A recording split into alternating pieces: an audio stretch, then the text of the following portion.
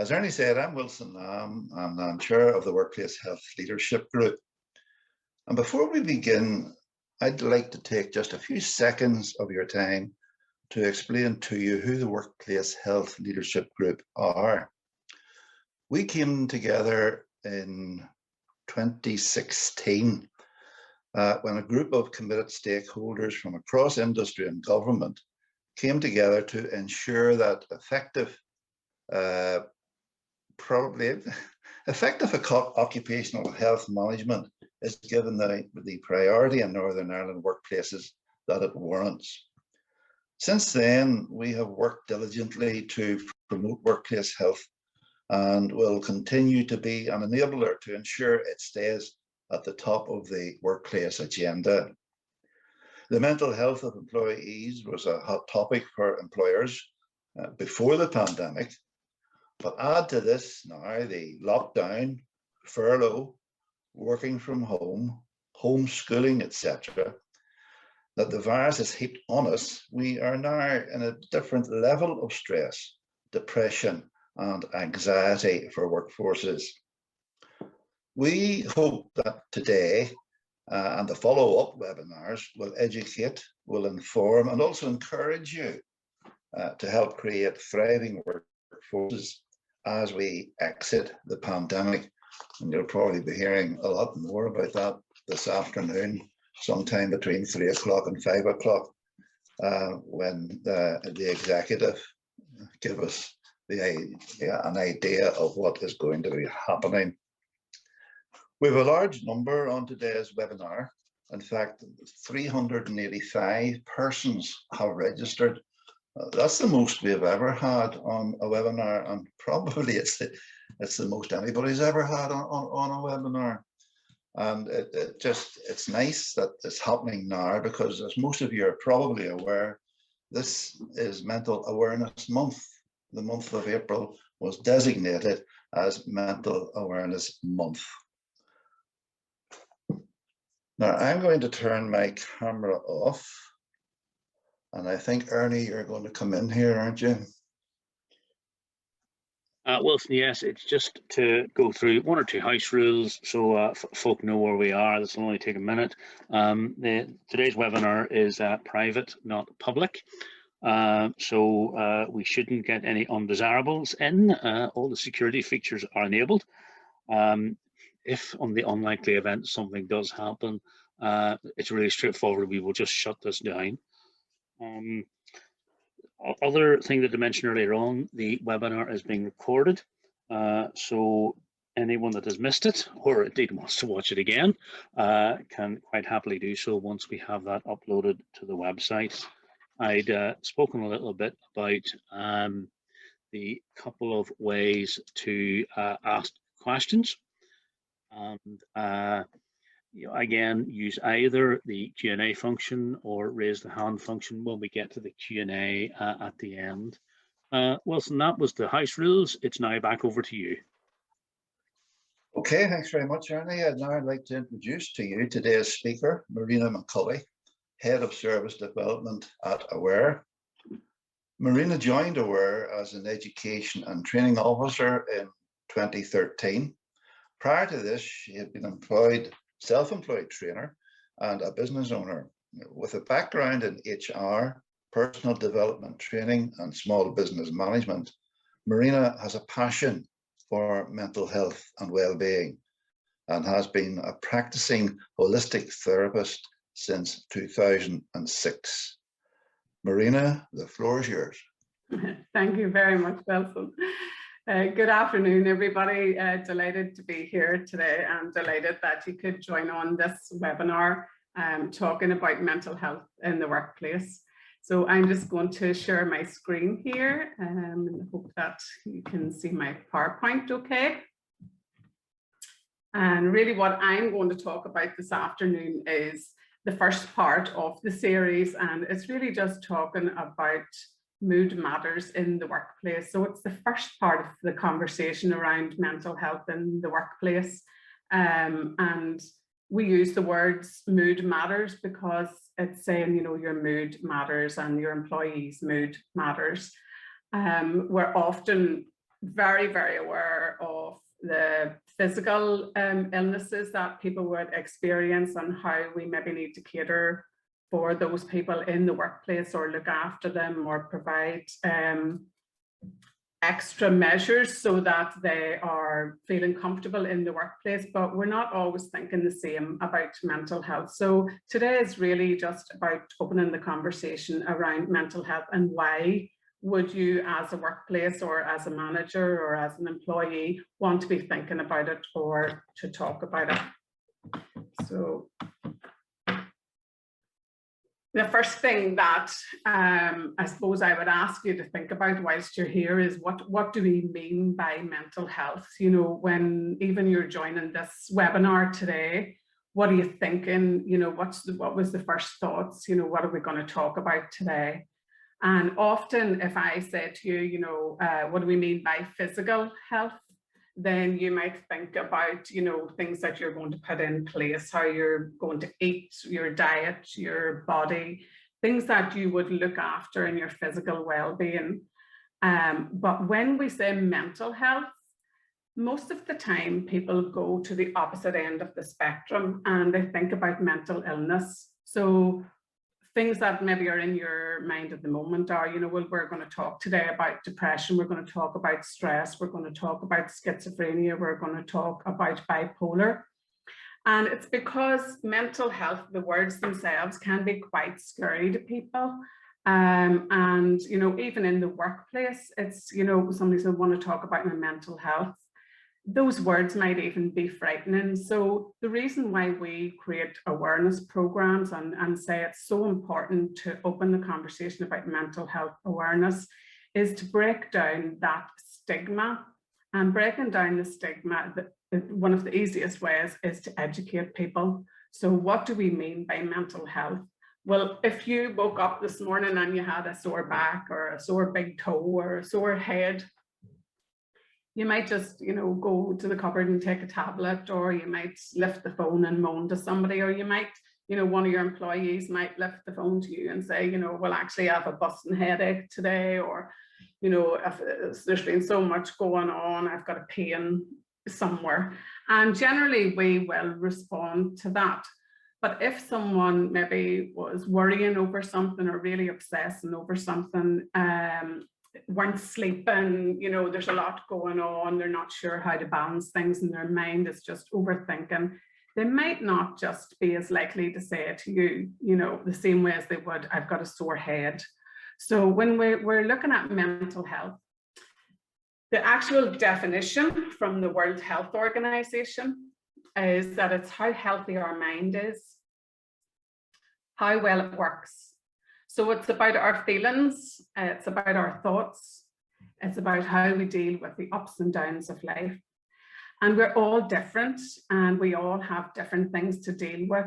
So mental health in itself has what we would call a spectrum.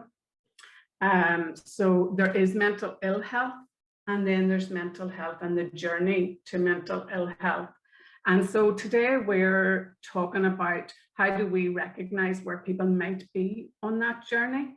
Why would we want to recognize where people might be on that journey, and how can we help and support them? And we're talking specifically in the workplace or as managers.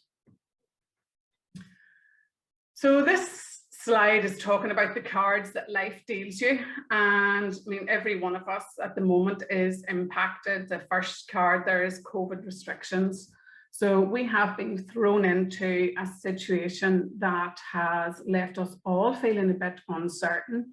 As managers, as employees, you could have been furloughed, you could be restricted at home, you could be having to work in the workplace, lots of things that maybe were out of our control, were taken out of our control because an event or something happened. And then because of that, there are lots of extra things going on for people at the moment. So, you know, there are worries about returning to work. How's that going to happen? People have got used to being at home now for nearly a year, or you have people out who are working. The other one here is work is getting busier, so much busier. So you have people out there in the workplace or out in the community or out on the front line. And, you know, there's a huge impact to people's mental health there. So we've got other things going on here. When we talk about the workplace, we're talking about returning to work, home life balance. There are lots of things that have impacted people's mood at the moment with either working at home or out on the front line. For working at home, maybe, you know, there's more isolation. They're missing their family and friends and connections, and they maybe have a few wee ones running about there and they're trying to homeschool, or there's no childcare. And so there's an awful lot to balance. And, you know, on a normal day, that would be difficult enough to balance, or your workload would be difficult enough to balance. But instead, people have extra things like family worries, and even people have lost family members. So there's bereavement there as well.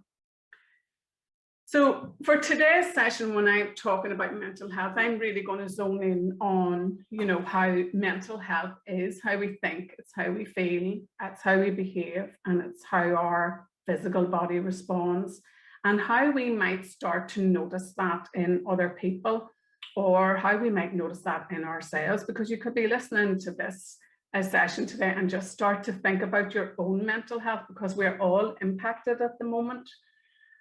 So the 5 areas approach is when we talk about, you know, there's something happening outside of us, and then we're impacted, our mental health is impacted in these 4 ways: how we think, how we feel, how we behave, which is what we do, and our physical response in our body.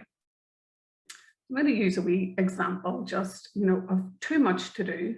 So at the minute, people have are coming back to us and saying, you know, there's so much to do. How do I balance my work? How do I switch off? How do I balance, you know, homeschooling? All of these things going on. How do I do that when there's so much to do? And that can feel very, very overwhelming for people. So I've split it up into the 4 areas here. So people might feel very overwhelmed, anxious, fearful. They could even feel angry. And a lot of the times people feel angry and they don't know what to do with it. Or they might dip into a depression or start to feel quite resentful. So those people who are out working might feel resentful of the people who are at home and have an easier switch off and don't have that commute to work anymore. There are lots of feelings that can be going on there. And then behaviors. So as a manager or as another employee, as a peer, you might start to notice somebody's behavior. So they might maybe start to shout, or they might, you know, snap a wee bit quicker. But they might pull back, withdraw. You don't hear from them for a wee while. They're not talking to you. They're not corresponding to emails. They're maybe avoiding jumping on meetings. They're avoiding doing things. Some people might drink or eat more, turn to alcohol, drugs, or some people might procrastinate and maybe lose their motivation. Other people not sleeping. So lots of different behavioral symptoms that you might notice there. And then the ones that actually people are more likely to say would be your headache, tension. Oh, my shoulders are killing me, you know, I feel pretty tense, or tired. I'm so tired today, I have no energy. I feel a bit sick, aches and pains. Sometimes people will really zone in on these physical symptoms, and a lot of the times when you have employees going off, they might report these physical symptoms when actually they're stressed or feeling overwhelmed, or they've too much to do. And back up the top here, we're talking about our thoughts. So this is what people might be thinking, gosh, I can't cope with this. This is all too much for me. I'm never going to get on top of it. And what if this, and what if that, and what if? And the mind can race right down the track so quickly. Some of us, I do say often, some of us are in Ferraris. We are literally down that road on catastrophizing the worst case scenario. And the other one there is just, why doesn't somebody help me? So people can feel very alone or isolated when they have too much to do, and they're overthinking, and they're not sure how to approach a manager, how to talk to someone. Where do I go to talk to someone?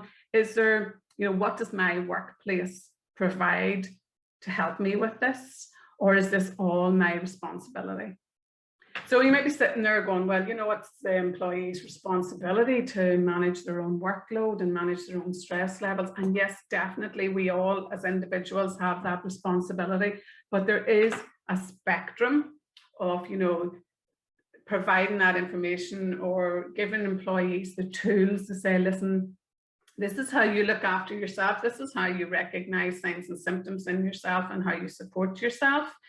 This is what we're going to do to help and support you. This is how your manager, what tools your manager has, or at the end of the spectrum is, you know, right, if you're in crisis or you need some help and support, this is where we can direct you to. So we're going to talk a wee bit more about that today, and that what that journey might look like, and how you can maybe intervene there or spot those signs and symptoms earlier, because that really is the message for today. Is, you know, it's important to open a conversation about mental health, and it's important to spot the signs and symptoms early as you can, because it will have the least impact on your employee, your workforce teams, you know, if there's an employee off ill, or, you know, the overall organization with the cost to someone being off of mental ill health, which often can be reported as a physical ill health. Okay, so if we look at, you know, mental health, and in Aware, we very much promote that, you know, mental health in the workplace. Work is maybe the best thing you can do for your mental health. You know, people who are not working tend to suffer more with mental ill health if they don't have a sense of purpose, because that's one of the things that impacts. So going to work, getting up to go to work, having an actual routine. So having a routine to get up, to get dressed, to get out there, gives people a sense of purpose. And at the moment when people are at home, maybe they're not getting dressed, maybe they're not getting into that routine, we really would encourage people to continue to do that. Get up at the same time, get dressed, put your makeup on if you're a female, have a shower, whatever your normal routine is, because that in itself gives you a sense of purpose. Right, I'm off to work. And it also helps with the work-life balance and at the end of that. Boosting self-esteem. So it really gives you, can boost your self-esteem and give you a buzz. Learning new skills. We're all learning new skills. We've all jumped onto technology.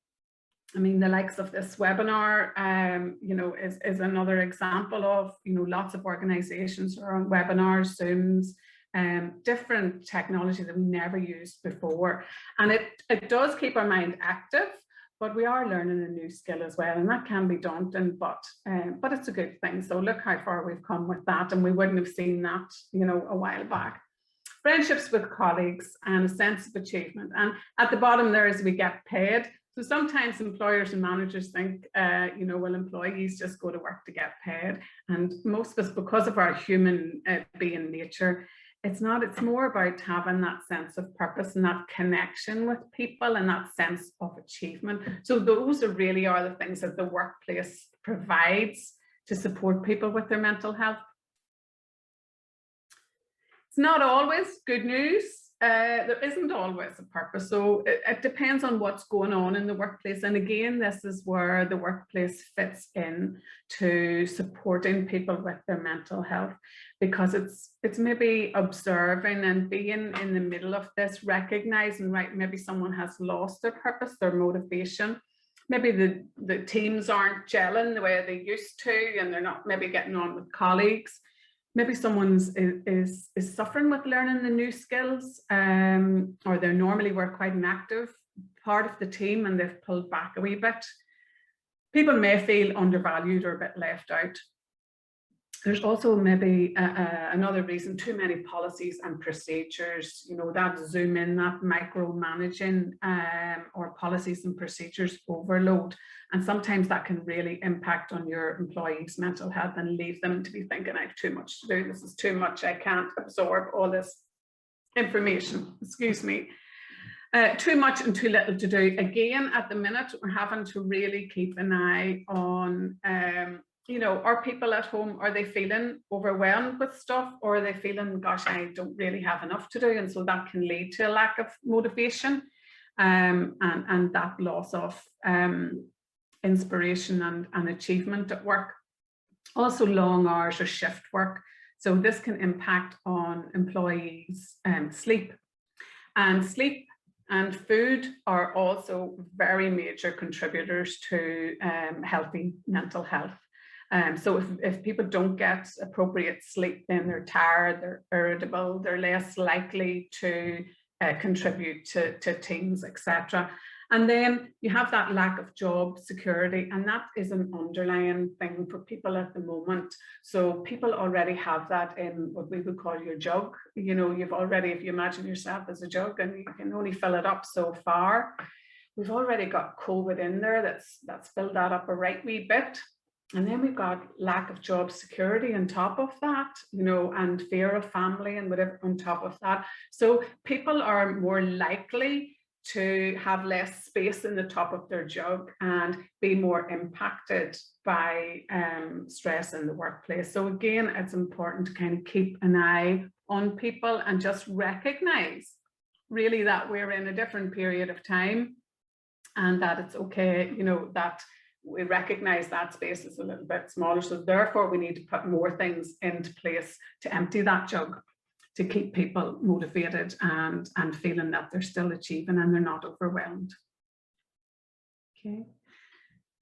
So the health and safety executive management standards, these are the management standards, and there's going to be another session on this later on in the program. But really what we're talking about is ensuring that employees know what their role is and that they are either secure in their role and that they have clear instructions in their role. This can really impact on an employee's mental health if they're not sure, what am I supposed to be doing here? Is there a clear pathway? Is there a line of management that I can go to?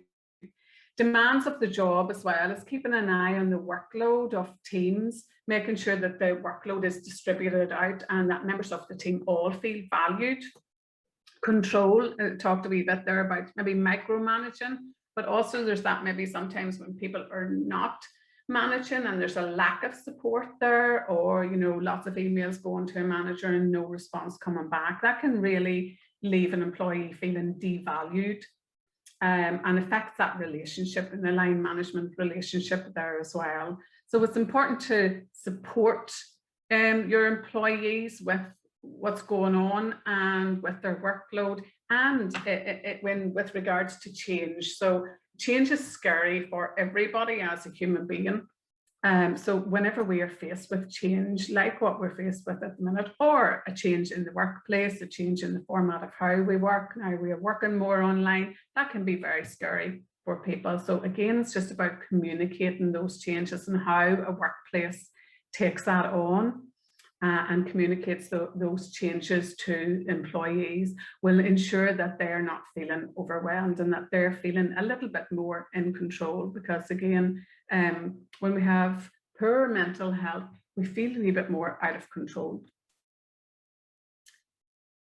So far I've been talking to you just about how you can support employees, and at the moment we're dealing with what we would call a mental health problem. So we're dealing with a problem that we're faced with, and it can disrupt how we think, feel and behave.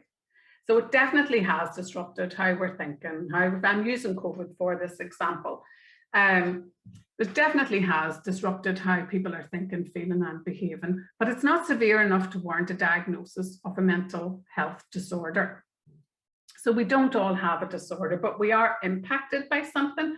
So that can be the same for your employees who are off because of a bereavement, or they're off because there's been a change in a team, or there's been some problem with their families or outside of work. And I know often the workplace will think, well, it's not my problem to support people with what's going on outside their work.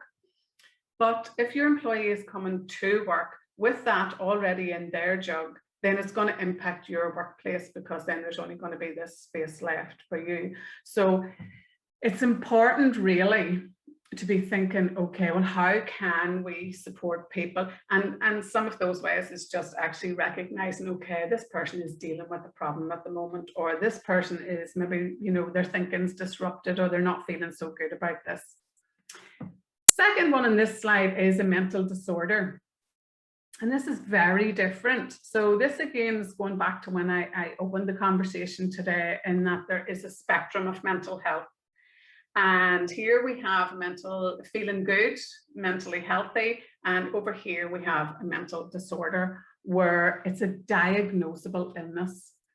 And the difference here, and this is important to note, is that it causes major changes. So it causes major changes in how a person thinks, behaves, and feels, both mentally and physically. So this is where you might notice someone really dramatically changing, or very gradually someone then starts to, you notice, right, okay, actually, you know, that's not the way that person used to behave, or I've noticed that, you know, they're complaining a lot about their physical ailments, or you might notice it in yourself as well. So a diagnosable illness, it must be diagnosed by a GP, by a medical practitioner, and they will assess whether it causes major changes to a person's life, and the person will know themselves how they are feeling or what's going on. So easiest way to explain this is probably what we call the mental health continuum. And this is where we're looking at, a bit like what I said there on the spectrum. You know, you have good mental health, poor mental health. Over here, we have no diagnosis or mental illness. And the opposite side, we have a diagnosis of a serious mental illness. Now, what's really important with this mental health continuum is to know that any one of us or your employees could be on this spectrum at any time. But it's called a continuum, which means it's ever changing.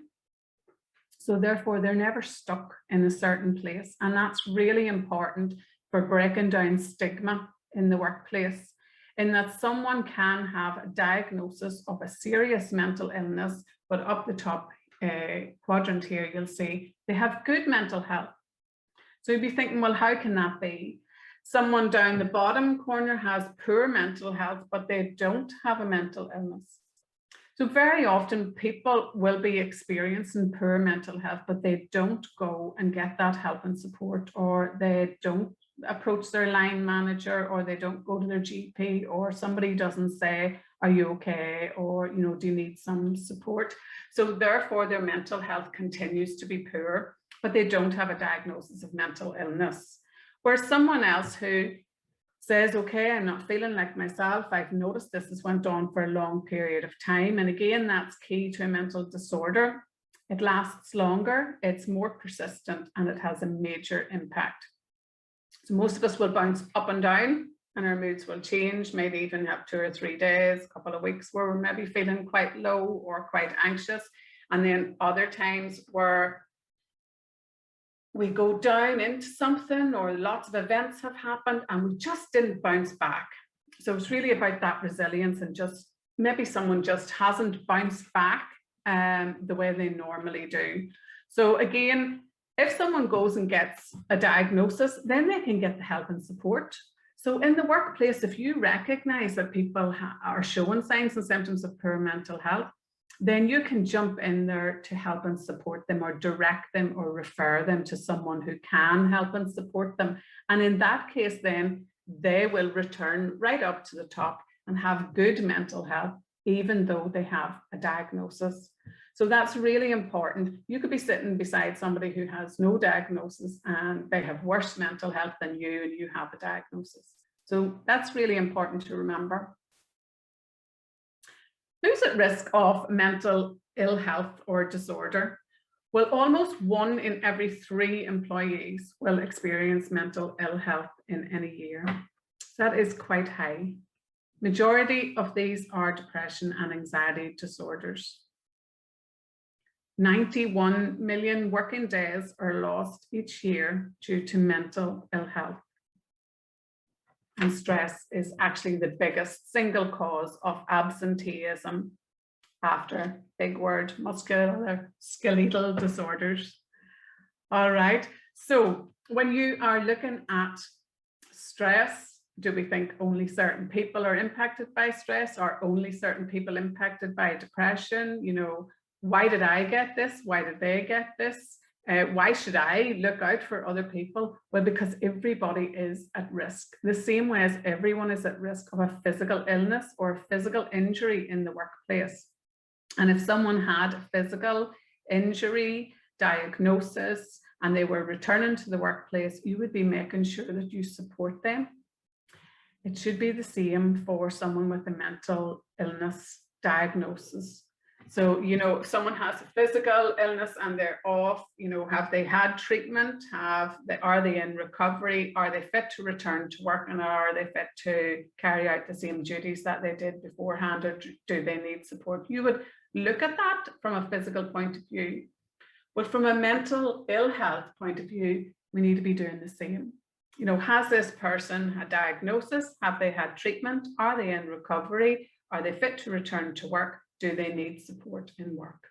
And it's really seeing both as important, because many times people will go off with mental ill health and report it, as I said earlier, as physical ill health. Stress. Stress seems to be the common word now. Everybody's talking about stress, and stress isn't always bad. It really isn't. We need a certain amount of stress in order to perform. We need a certain amount of pressure to be able to, you know, stay motivated and be completing our tasks. So it's not always bad. What I'm talking about is when it is more persistent, lasts longer, and starts to have a major impact on a person's relationships, ability to work, ability to communicate effectively, and ability to do the things that they used to enjoy. So when we look at the definition of stress, it's the adverse reaction a person has to excessive pressure or other types of demand placed upon them. The other definition is that when we believe that what we are being asked to do exceeds our ability to cope. So sometimes you can tell by a person's reaction whether they feel I'm going to be able to cope with this or I'm not going to be able to cope with this. This is a wee video. Hopefully it will play for you. Okay, I'm just going to show you a wee example.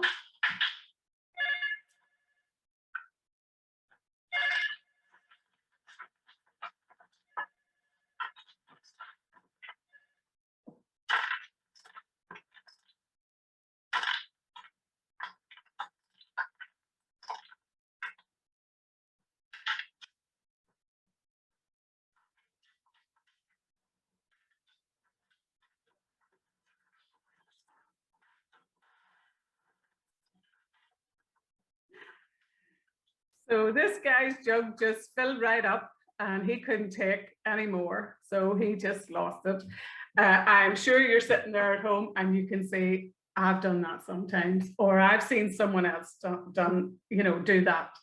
Maybe not through their computer. And if in your workplace you want to hold on to your computer, then maybe it might be good to take on some of these tips for dealing with stress or recognizing those signs and symptoms in other people, because it maintains a good, healthy workplace. So top tips for dealing with stress would be to get and be organized. You know, the more organized, more clearer people are with their communication, or, you know, your communication to them, then the more they feel supported and they feel valued.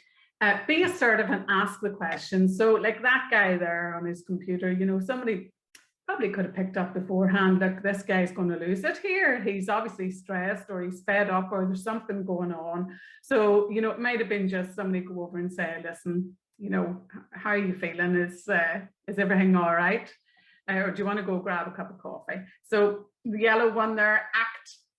So act on it, you know, take that action. And sometimes it's just a simple action. Often managers are afraid to, you know, approach the topic of mental health, but really if you think of it in the same way as physical health, just, you know, is there anything I can do? Is there some way we can support you?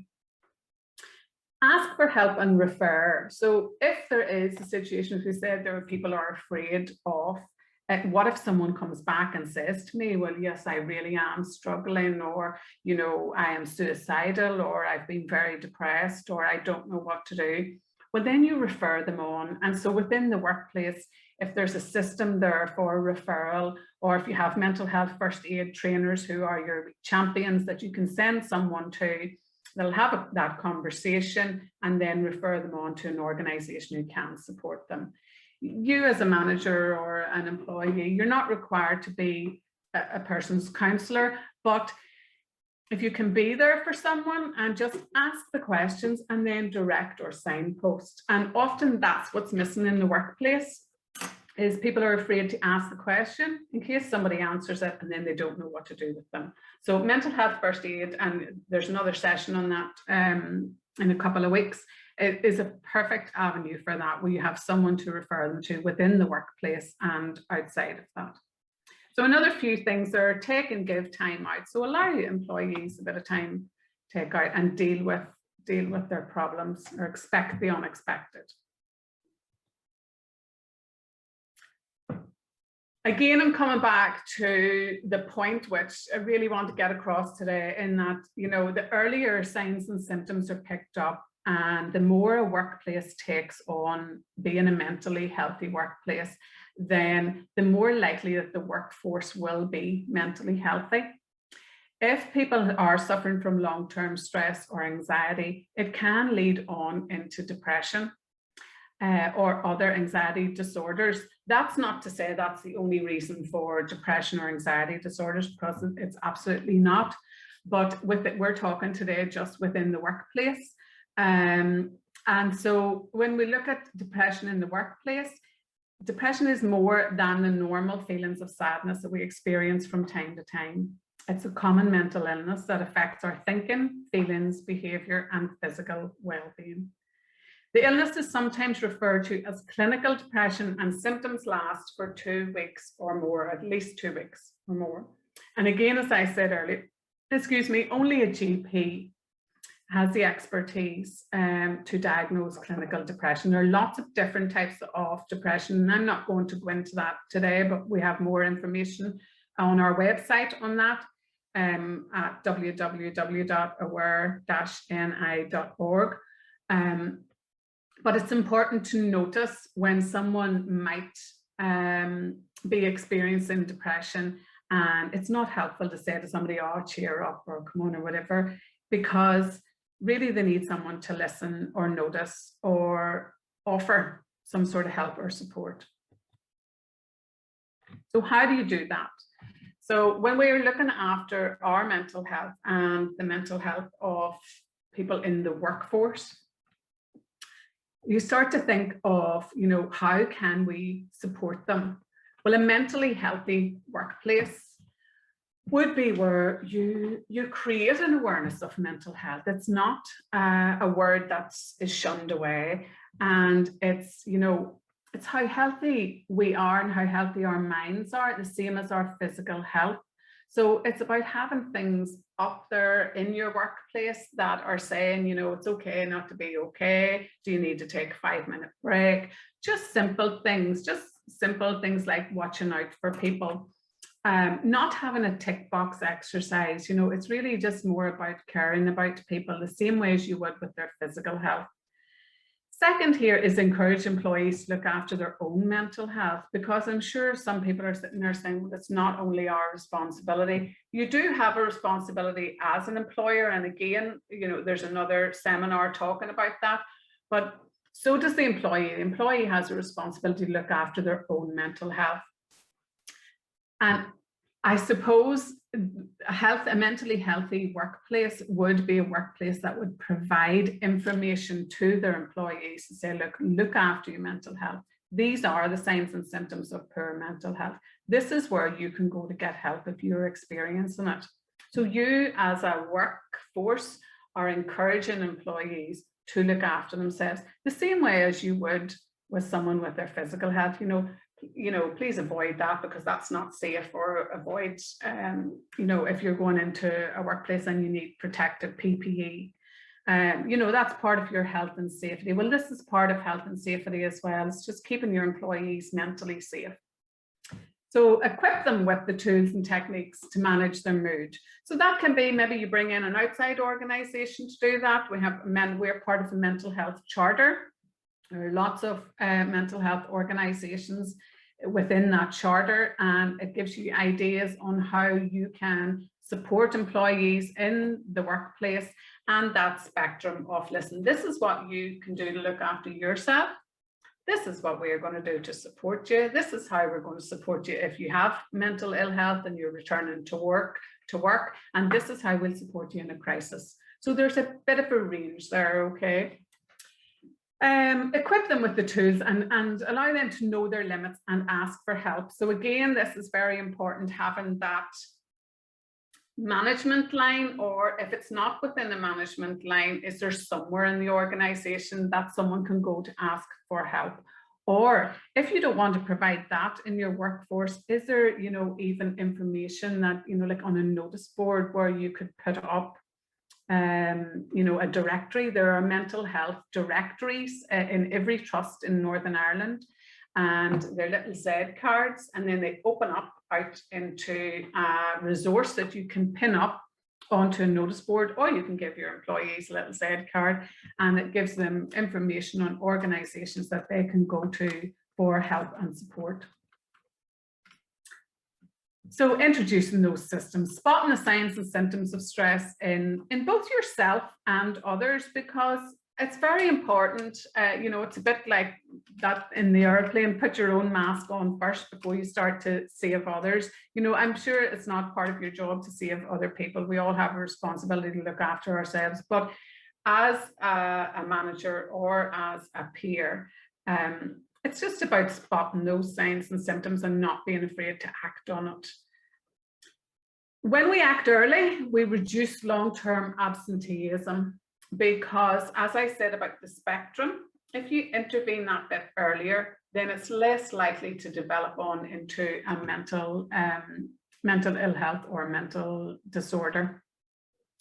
It increases productivity. So the sooner, again, you step in and you say, is everything okay? Or you notice the team is not working to full capacity, then again, you're increasing productivity by acting and looking after employees' mental health. And so avoiding people getting stressed or feeling overwhelmed or feeling undervalued.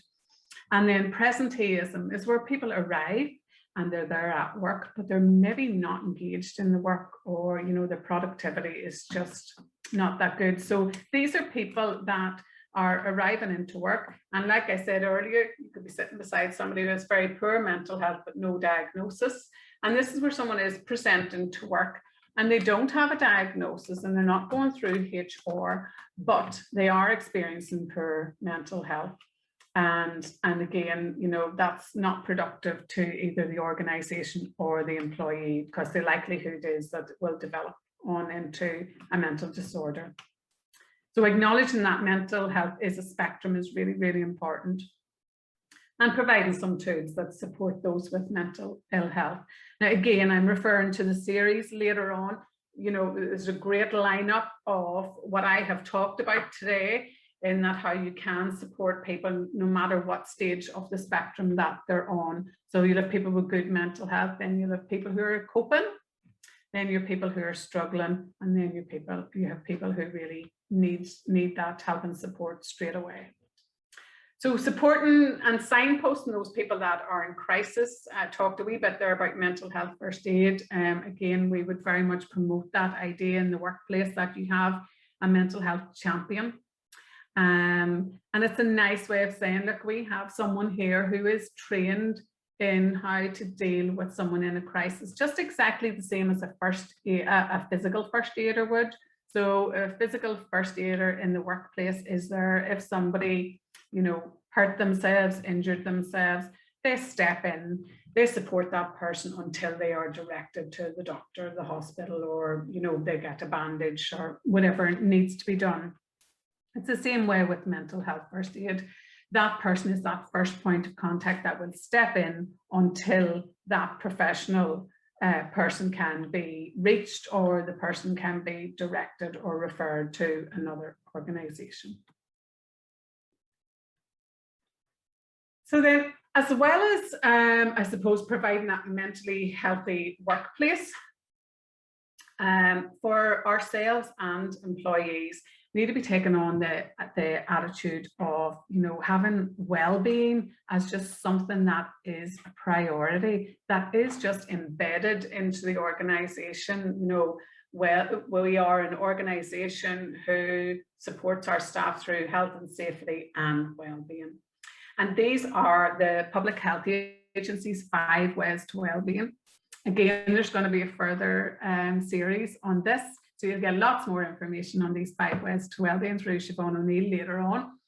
But our first one is connect. So it's about connecting with people. And I talked about this earlier, but at the moment, you know, people are disconnected. They are at home, they're working from home. So it's even more important to set up those systems. And this again can, you know, get in early on that spectrum. So making sure those connections are, you know, they're happening regularly, that they're effective, that they're not leaving people going off feeling overwhelmed, and that communication is really clear. Being active. So being active, getting out there, getting the serotonin going in your body, sending the messages up to the brain to, you know, keep moving, keep energized. Take notice. This is about just noticing things around you, things in the workplace, other people, how they're feeling. Notice yourself, notice your employees, and respond to that. And then keep learning. Again, important in the workplace. When you're talking about, you know, are my employees still learning? Are they feeling challenged? Or have we been stagnant for a little while? And because that's going to impact on people's mental health, and then you lose employees. And give. So as a manager, you can give compliments, you can give praise, you can give a little bit of time off, you can say take 5, you can just give your attention. And you as a person, you maybe can just, you know, give yourself a break, give someone a smile, give lots of little things. What I would say is, and I have a wee quote here, actually was attending a seminar earlier, and Fiona Scullion from Mindwise read out, she's part of the Mental Health Charter, and she was talking about the Charter, and she read out this little quote from Professor Sir Cary Cooper, who is Professor of Organizational Psychology and Health. And he said, employees will respond negatively to well-being initiatives if they believe they are merely being implemented to get them to work harder. This is why harnessing the right culture in the workplace is important. And it really is important. It's not about creating a tick box exercise. It's about valuing your employees and seeing mental health as very, very valuable to your organization, you know, in increasing productivity, reducing absenteeism and presenteeism, and really saving you money in the long term. And this is just a wee picture somebody sent me the other day, which I thought was quite funny as well. So the prevention, apparently they're better than the cure. So prevention is better than the cure. So opening the conversation of mental health awareness in the workplace, it's not as daunting as it sounds. You know, when I started off, and we're not saying, let's go in there and, you know, sit down, we'll talk about your mental health, because that's not what it's about. It's about creating space for people just to be themselves, to, you know, take action if they are feeling stressed, to be able to talk about that, to have the avenue to say, I'm overwhelmed, or there's a lot going on at home, or my jug's filling up here, I need a wee bit of a break. And that's really, I suppose, what I'm talking about today and opening the conversation about today is just really having a workplace that allows that and breaks down the stigma of mental health by seeing it as important as your physical health. So thank you very much, everyone, for listening today and joining me. I'm open now to some questions, and also there's some details there on how you can contact either myself or our organization. We have lots of information on our website. We have lots of fact sheets. So we have a COVID section where you can direct employees, and we have lots of booklets there to support people at the moment during the pandemic, but also in the workplace. So thank you very much. Marina, that was fantastic. It's a fantastic start to our 5 sessions that we've planned. We'll now move on to the question and answer section. And as Ernie has said, there are two ways to ask questions. Use the Q&A button or raise your hand.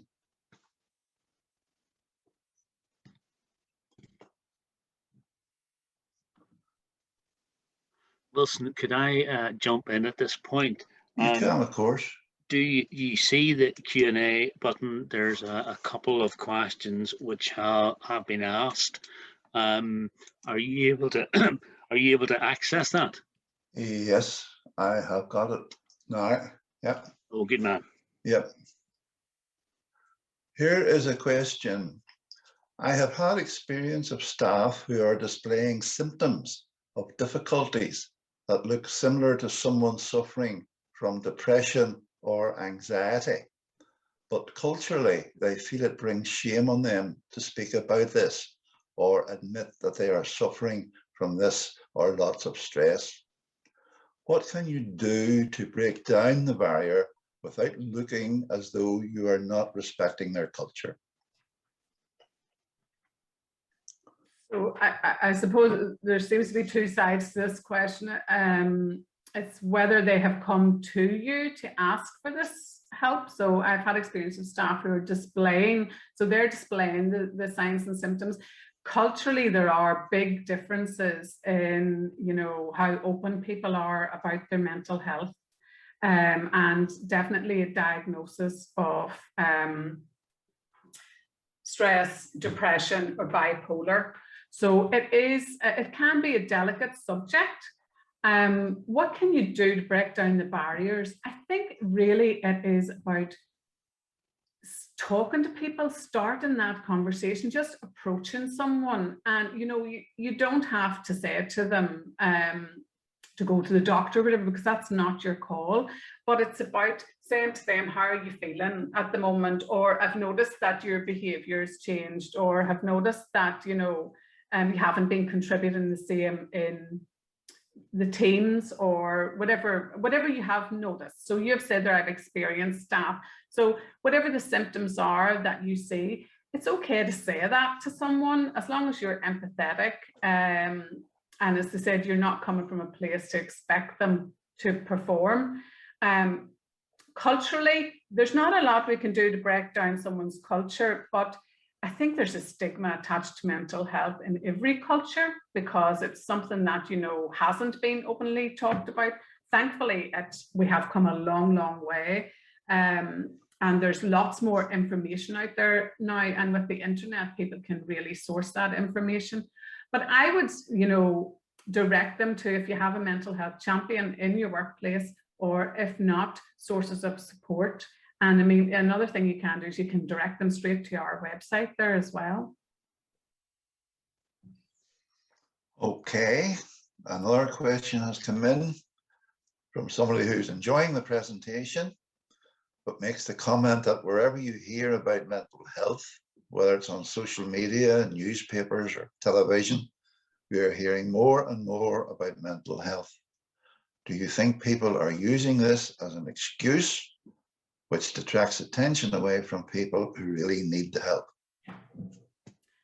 I don't think so, Derek. I think the difference now is that it is an open conversation. So, and really what I'm saying today is mental health isn't mental illness. Mental health is the same as physical health. So I suppose that's the point I'm trying to make, in that, you know, instead of thinking, when people are talking about mental health, I don't want you to think that they're talking about mental illness, but that they're talking about how their mind works. Now, if they're talking about depression or stress or diagnosis, and I think what your question is maybe meaning is that maybe often people self-diagnose, or people will say, oh, my anxiety's playing up, or I'm just depressed. There's a very clear, and this is really important, and it might be in line with, you know, taking it away from people who really need help, is that there is a very clear line between when someone has an illness and they are just feeling depressed or anxious. And the words get thrown about a lot. I definitely would agree with you there, you know, I feel a bit depressed or I feel a bit anxious. And we deliver programs out into schools, and we very much pass this message to the kids. You know, you're not suffering from anxiety, the disorder, you're just feeling anxious, or you're not experiencing depression, the illness, you're just maybe feeling depressed. And so I think that conversations need to be more around that, you know, to have a diagnosis of anxiety or depression, your symptoms need to be persistent, prolonged, and having a major impact on your life.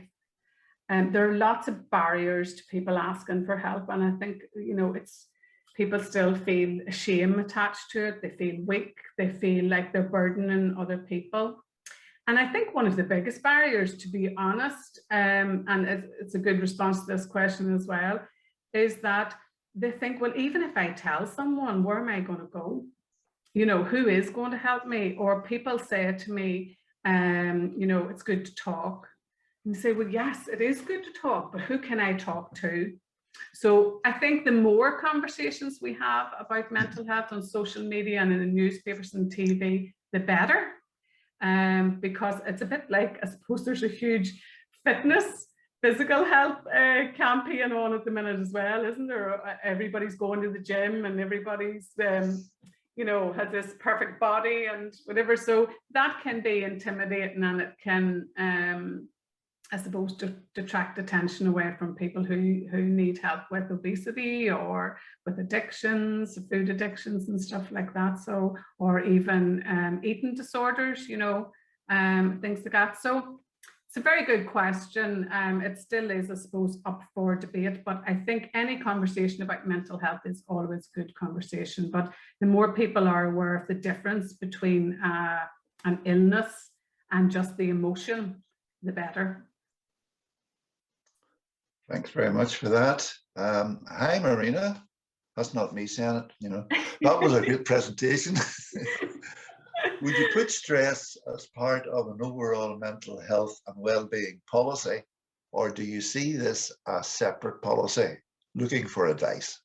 Yeah, I think it's part of an overall well-being policy, because I think, you know, we don't want the word, a bit like the previous question, we don't want the word stress to become something that is, you know, seen as bad, because there is healthy stress there, and we are human beings that are built with that fight or flight, and that fight or flight is a healthy response that the body knows when it's in danger and when it's not. But I would make it part of your overall mental health and wellbeing policy, just really outlining the difference between healthy stress and when you maybe need to take a break, and the policy maybe introducing those little steps in earlier, you know, like to manage your stress. So it could be just, you know, this is what healthy stress is, this is what bad stress looks like. These are things that you can do to manage your stress, so that a person's not in that prolonged stressful state. And then the body doesn't know the difference between fight or flight or what's going on. Thanks very much indeed. We have another question here. Do you have any particular guidance or advice on where to access training for staff who would like to become mental health first aid champions in their workplace? Well, we offer that service. So Aware deliver mental health first aid training, and you can just go onto our website under wellbeing programs. You'll see there is a drop down there for mental health first aid, and you can apply for one of the courses on there. Here's an interesting one. As a manager suffering from mental health, how do you recommend dealing with this while trying to manage and motivate a team? It really is taking it right back to yourself. So it's that old thing of put your own oxygen mask on first. You know your own limits, know your boundaries. And it doesn't mean the same with physical health. It doesn't mean that you can't carry out your job. You can, of course, carry out your job, but you need to put those extra steps in the same way as if you return to work after a heart attack, you're in a recovery period and you return to work, then, be gentle with yourself and monitor yourself and know your limits. So again, as a manager, it's the same, it's just taking it from a human being point of view. Manage and motivate a team. If you look after yourself and you lead that team, then they hopefully will feel a bit more motivated. But also even having that conversation, today, that's enough for today, or, my stress levels are actually about here and I need to take a wee break. I love the jug analysis. If you just even, I should have took that today, but if you even, use the jug and show how it fills up, and it's a good thing to say to people, listen, my jug's full today, I'm about to lose it here, I think I need to take 5. And it's okay to say that to your team, because then that encourages your team to have those open conversations with you then in return. Okay. Hi, Marina. Have you noticed that more women working at home during lockdown while juggling homeschooling have experienced mental health issues? Absolutely, yes. It's been a very trying time for people. And I think, there's been lots of discussion. We deliver a Mood Matters Parent and Baby program, and we support parents. So there has been a lot of conversation around expectation of, in even the word homeschooling. A lot of people have said, it shouldn't be called homeschooling, it should be called emergency schooling, because many mums and dads, they're not equipped with the skills, they're not teachers, they don't know how to do it. Now, all in the education system have been brilliant in supporting people, but it has left people experiencing a lot more stress and feeling more anxious. And especially people who maybe previously had a mental health diagnosis, then it has added to that because they're already managing their mood. And this is something that has thrown them completely out. It's a lot to juggle. I mean, being a stay-at-home mom is a lot to juggle. Being someone who goes out to work and then comes home again is a lot to juggle. And that was before COVID. So now you've got an extra ball in the mix. You've got going to work, being a mom or a dad, and homeschooling. So it's definitely has had a huge impact on people working at home. Yeah, I think a lot of moms are escaping to their cars for a wee nap or going for walks when they never went for walks, and they'll be delighted to get back to the workplace. Thank you, great question. Now, the next question, which is not stigma related. What do you do when your employee says there isn't a problem, but it's obvious that there is, and they refuse to engage? Again, I suppose it's like any physical illness or ailment, it is really up to the employee to recognize that they're not well. All you can do is maybe say, suggest, maybe you should go and talk to someone or see your GP. Some people could find that invasive, so you have to be careful. It depends on how well you know your employee. If they're refusing to engage, I suppose the only other thing you have to do is weigh that up with whether someone needs to take some time off, and that you have to step in as a manager and say, listen, this is impacting your work, it's impacting the organization, and I can see the impact on you. And so, we think that we need to have a conversation around this, and take it from there. You can't force something on someone, but that's a difficult one. That is a difficult one, because you would hope that an employee would recognize that they're not well themselves.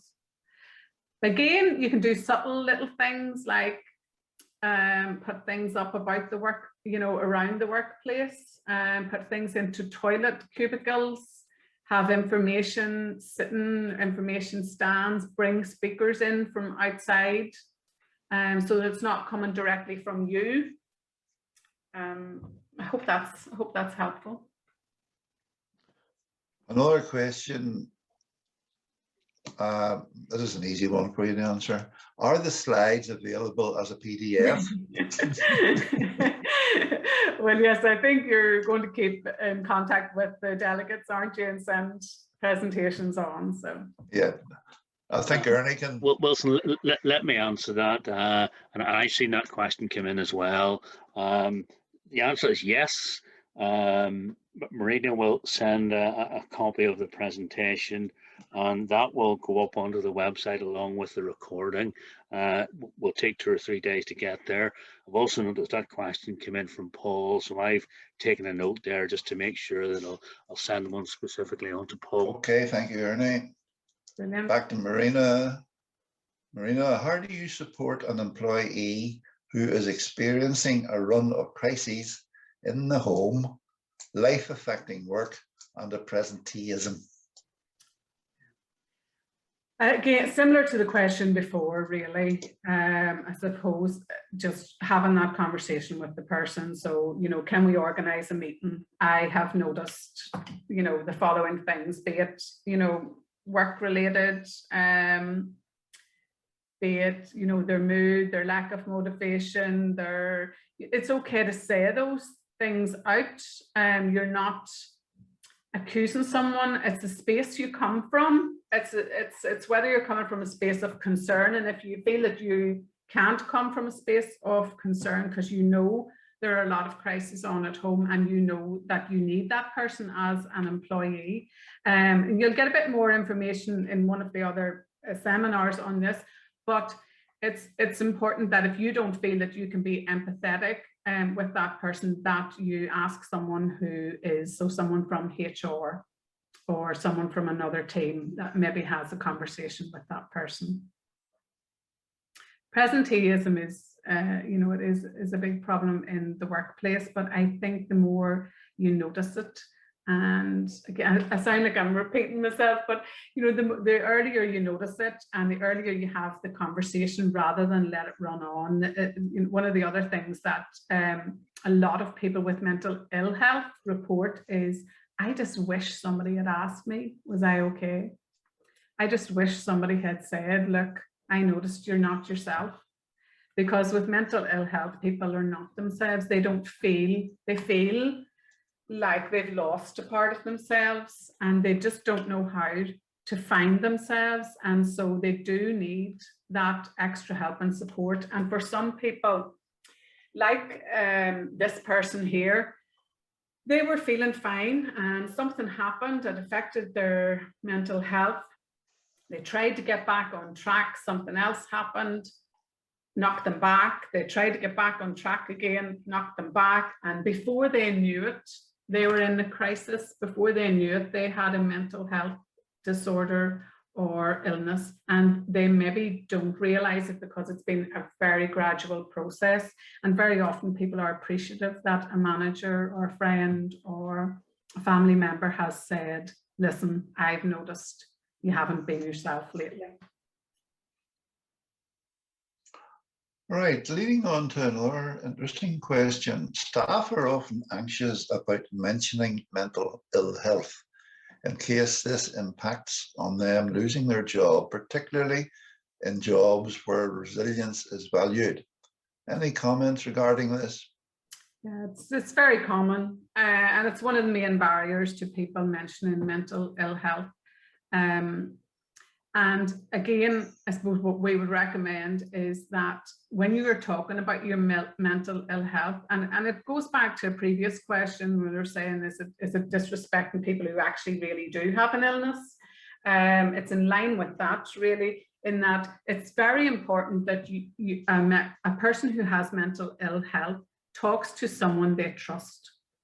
Because if you don't trust the person that you're coming to with information or mentioning your mental ill health, then it can further exacerbate your symptoms and send you into greater ill health.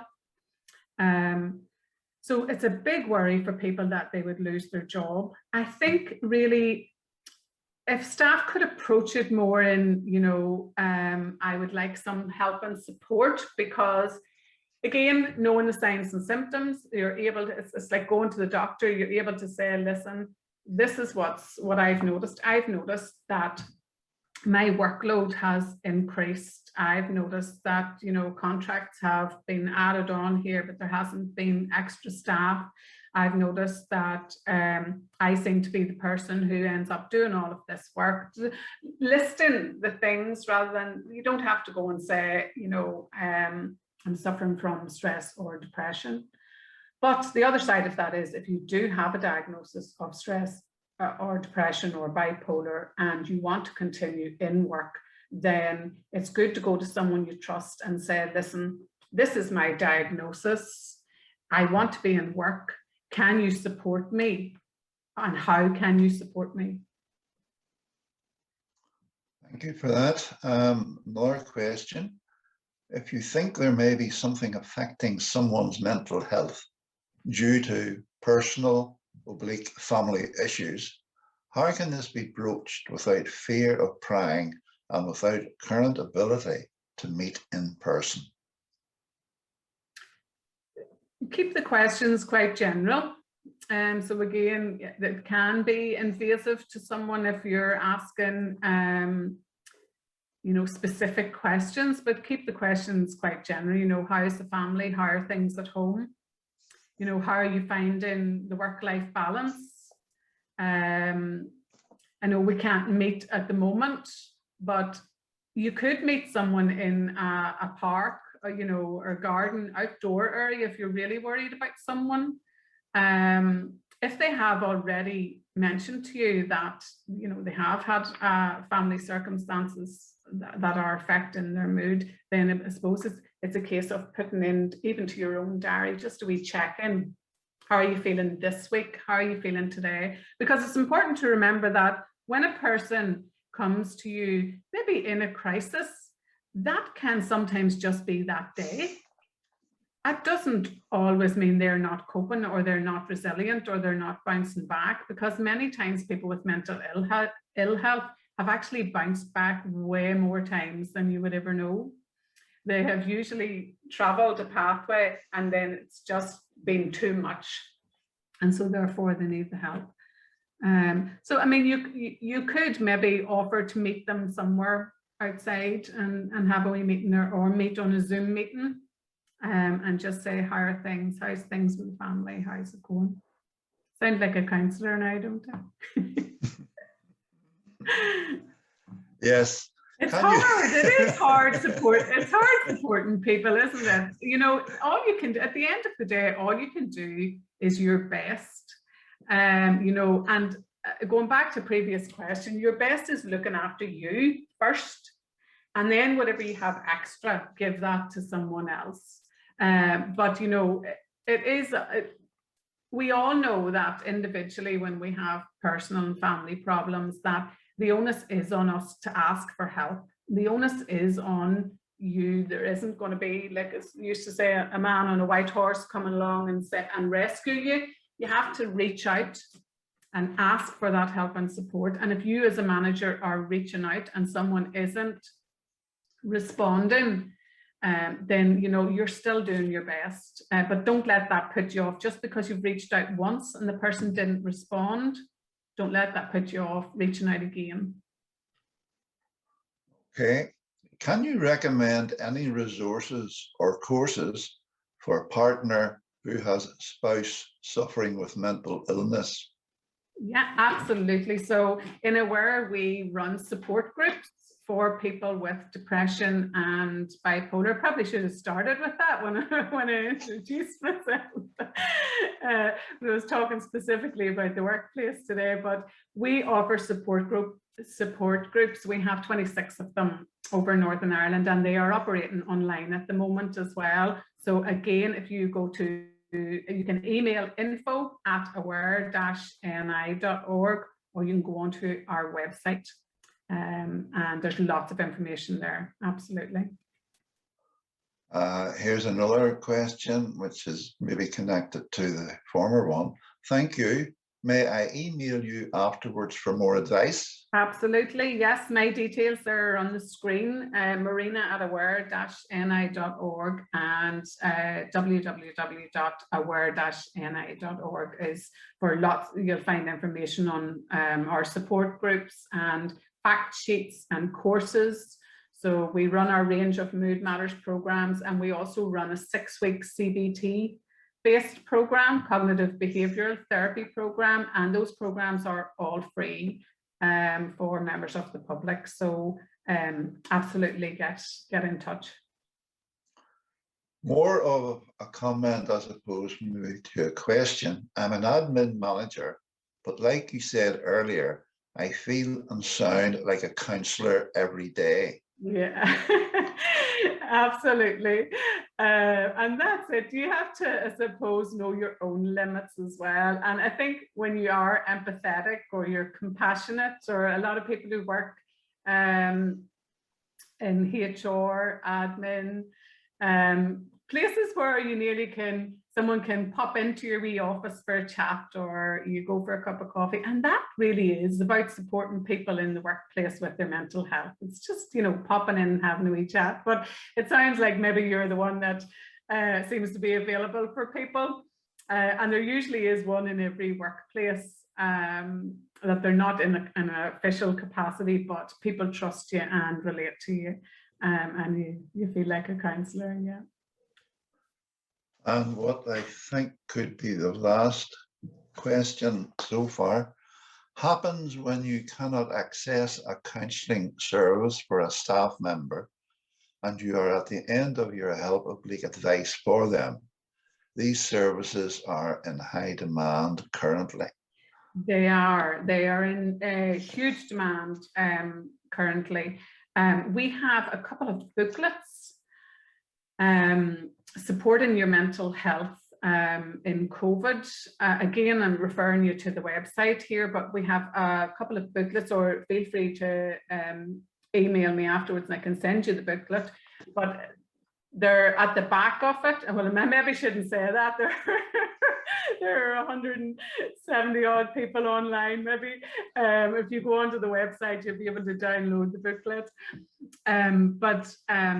There are a list of organisations, and what's a great benefit at the moment is that counselling is being offered online, and we have a couple of organisations that we have linked in with, and you can access counselling with them.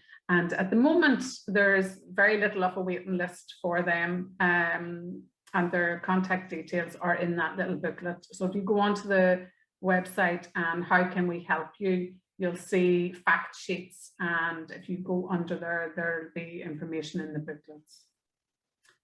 Good. Thank you very much for that. Bernie, have we many people who have raised their hand? Wilson, we have a number. In fact, I tell a lie, we've one. And anyone else who might want to do that, just raise your hand and we'll get to the unmute in a sec. There have been a number of comments that have come in and a number of questions that have come in on chat. One is, can you repeat the name of the person who said employees will respond negatively to workplace wellbeing interventions if they're perceived as just being implemented to make them work harder? Yeah, sure. It's Professor Sir Carrie Cooper. Let's see if I can type it into chat here.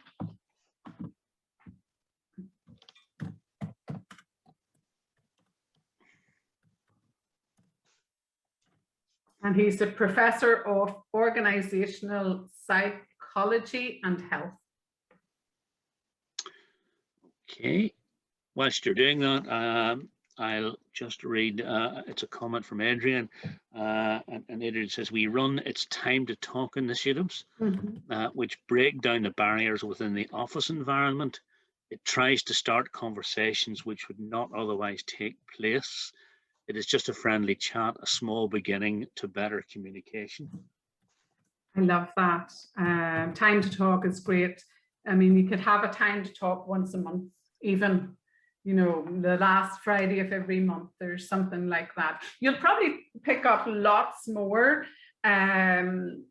information in the next, you know, in the series as you go along.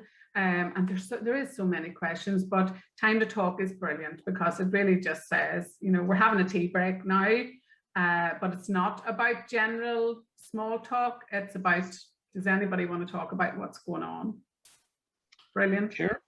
Next one is there any data showing increase in mental health issues with those that are having or suffer from long COVID? Ooh, interesting. I'm not sure. I know at the minute there are lots of surveys taking place, and I imagine that we won't find the results of them probably till 12, 18 months down the road. There's lots of survey. Even I was on a webinar this morning and people were talking about surveys that are taking place, and so it'll be interesting to see, but I imagine we'll know more in 6 to 12 months. Sure. And now we have Sinead on who wants to ask a question. So let's just see if the technology works. Sinead, are you able to unmute yourself?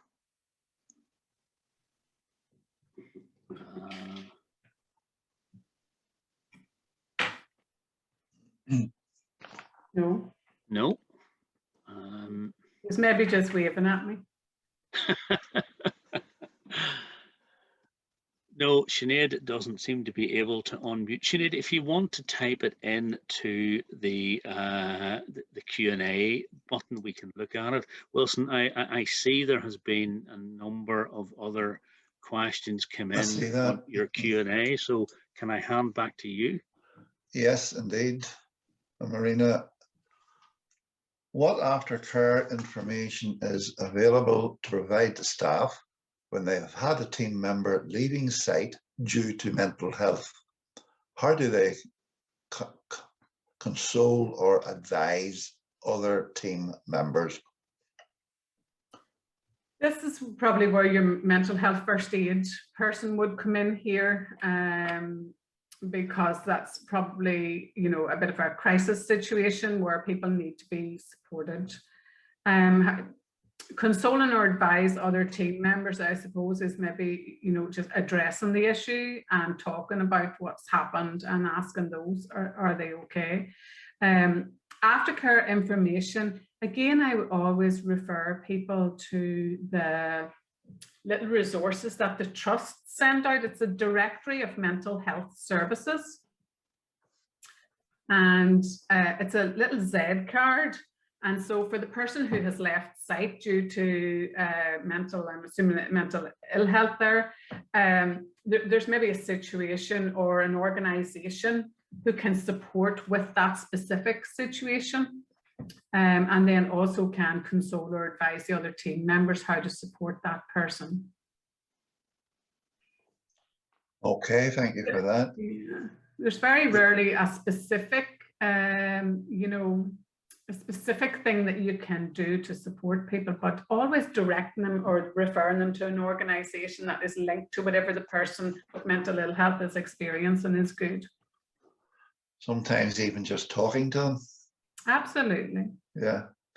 The last one that I have here, Ernie, is just, Marina, thank you for a fantastic presentation. Looking forward to the next sessions. So there you are. Wilson, I've had one other hand up, so we're going to make another attempt, and this is Dougie. So let's see, okay. Dougie, if we can get you to be able to ask the question.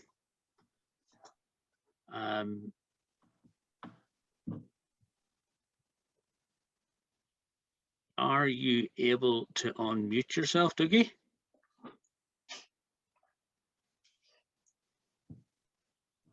No, it doesn't seem to be working. So I think we have a little bit of technology to suss out before the next webinar. Okay. I think that's the end of the questions then. I have no more written ones here. Ernie, what about you? No, there's everything has, we've covered everything in the chat. Okay. Folks, we've reached the end therefore. Again, Marina, can I just take this opportunity of thanking you most sincerely for your presentation. It was absolutely excellent, as the questions have indicated. Before closing, could I just remind our viewers that there are 4 other seminars up and coming over the next 4 weeks, and Ernie has already alluded to them. And if you go onto the Workplace Health Leadership Group website, which is whlgni.org.uk, you'll get the full details and be able to book if you haven't done so for the others. Next Thursday afternoon, just take the opportunity of reminding you that it's the HSENI's Mental Wellbeing at Work team talking about the HSENI management standards for work-related stress, and including a new working from home element. Could I just also make you aware that we now are approaching 200 attendees at each of the forthcoming seminars, so maybe you should try to get any applications in as quickly as possible. Just to remind you that this webinar has been recorded and will be uploaded to the website as well as other partner websites. Now, it usually takes Ernie about 2 to 3 days to upload this. He'll then email you a link and you can pass on to the others who you feel would find the webinar useful. So that's the end of today's webinar. So thank you very much for joining us. And again, Marina, thank you very much indeed for an excellent presentation. So everybody, just stay safe, stay healthy, and a good afternoon to you. Thank you, everyone. Bye.